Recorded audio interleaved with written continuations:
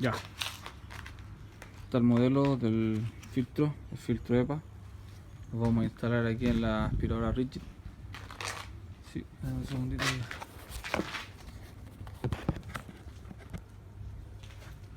Súper fácil de instalar. Se baja hasta el fondo, se mete en la ranura y se presiona hasta que el botón quede ahí, así.